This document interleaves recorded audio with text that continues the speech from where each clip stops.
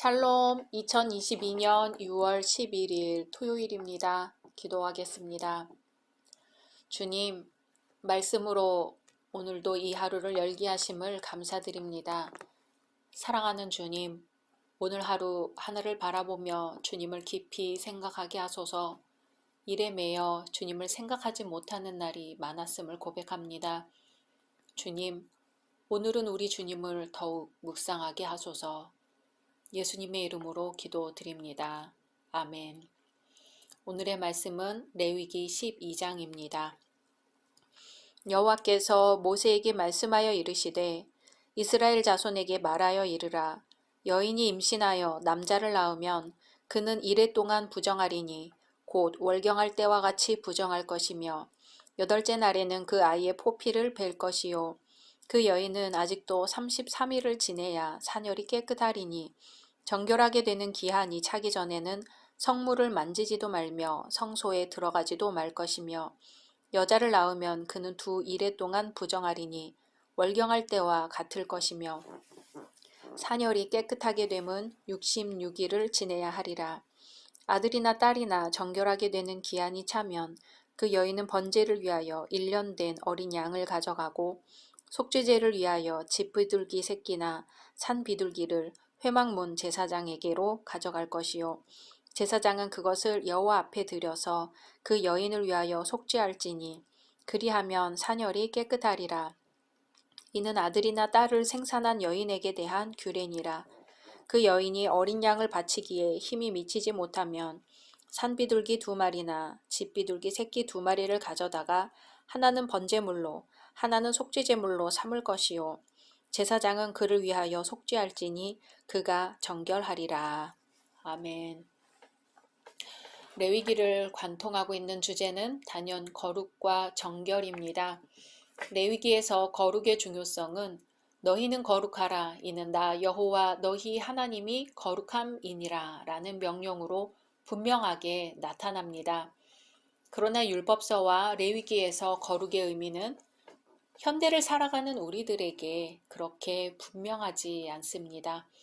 이 개념은 정결이라는 개념과 분리해서 설명할 수밖에 없습니다.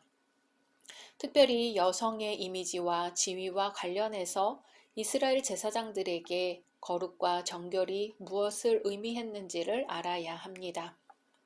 구약의 제사법에서 거룩은 현대의 우리들이 생각하는 바와는 다른 무언가를 의미했습니다.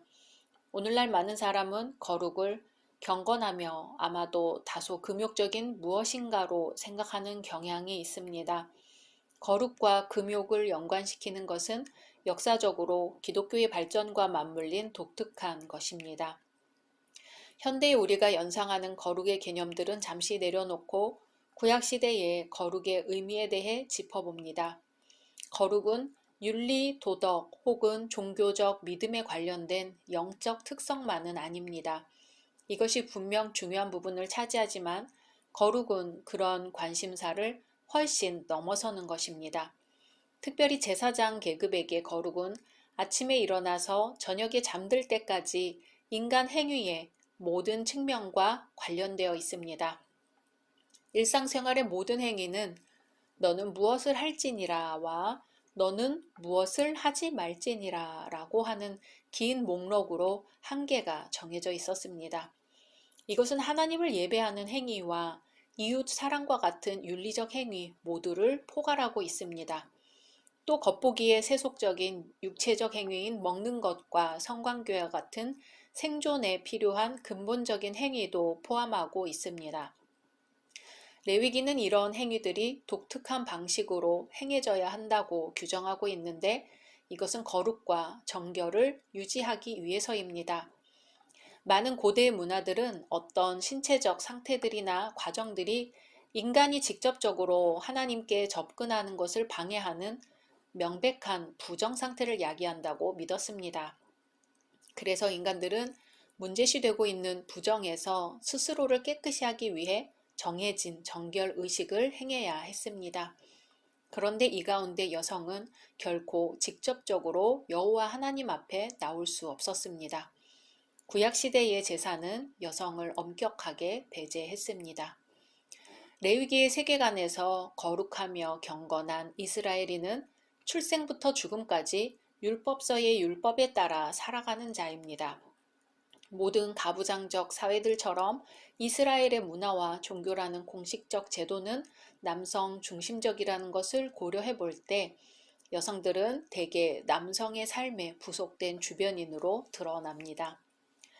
정결의 반대는 부정 또는 오염이라 할 수 있습니다. 구약의 제사법에서 등장하는 이러한 부정은 오늘날 이해하는 깨끗함과 더러움과는 매우 다릅니다. 신체적 변화 과정이 우주적 조화를 방해하는 것으로 이해될 때 부정이 발생한다고 이해합니다. 레위기에서 이러한 부정 또는 오염의 발생은 삶에서 죽음으로 전환될 때, 새로운 생명이 탄생될 때, 태아에게 영양 공급을 하는 액체를 낭비하는 월경이 시작될 때, 통제 불가능한 남성 혹은 여성의 여타 유출이 있을 때를 포함합니다. 특히 오늘 여성이 출산했을 때 발생하는 제2적 부정기간은 남아를 출산한 이후는 40일인데 반해 여아를 출산한 이후는 80일입니다.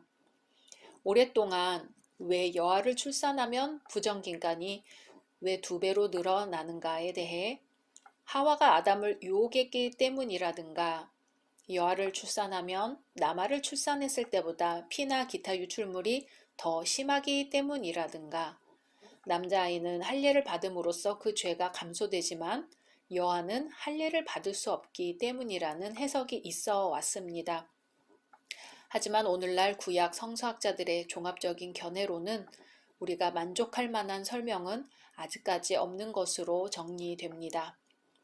남아 출산이나 여아 출산으로 인한 부정기간이 각각 다른 반면에 아들이나 딸이나 상관없이 아이를 낳은 여인은 번제를 위하여 1년 된 어린 양을 가져가고 속죄제를 위하여 집비둘기 새끼나 산 비둘기를 회막문 제사장에게 가져가야 합니다.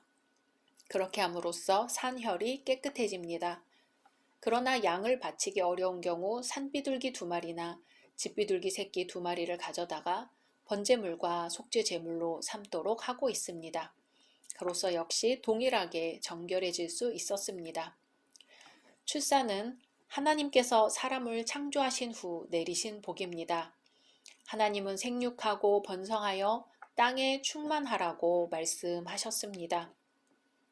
이처럼 출산은 인류를 향한 하나님의 최대 복임에도 불구하고 레위기 말씀은 출산한 산모를 부정을 입은 존재로 간주하고 정결과 속죄를 위해 정결 예식을 행하도록 합니다. 오늘날 이 부정기간은 그 기간이 40일이든 80일이든 그 기간에 초점을 맞추기보다는 왜 그러한 기간이 정해졌는가에 관심을 가져야 할 것입니다. 구체적으로 산모에 대한 하나님의 사랑에 초점을 맞출 수 있습니다. 아이를 낳은 산모는 매우 병약한 상태입니다. 따라서 산모가 사람들과 접촉하게 되면 산후조리가 힘들게 되고 또 산모와 신생아가 질병에 감염될 위험이 있을 것입니다.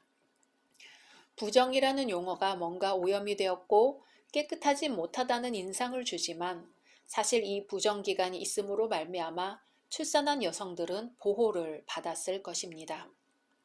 오늘 말씀에 나온 할례를 조금 더 살펴보겠습니다.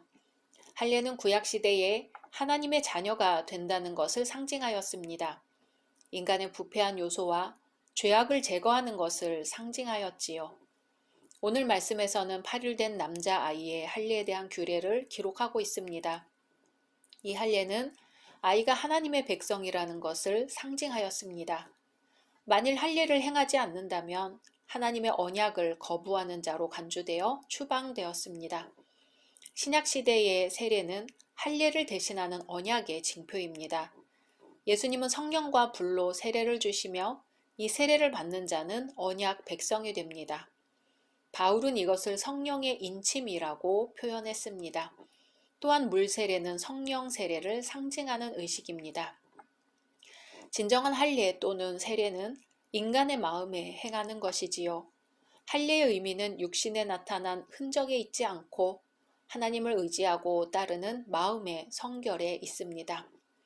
그래서 사도 바울은 오직 마음에 행하는 신령한 할례를 받아야 한다고 한 것이지요. 오늘날 세례는 구약의 할례와 같은 의미를 갖습니다. 그러므로 세례받은 성도는 하나님의 약속에 따라 참 생명을 지니고 있습니다.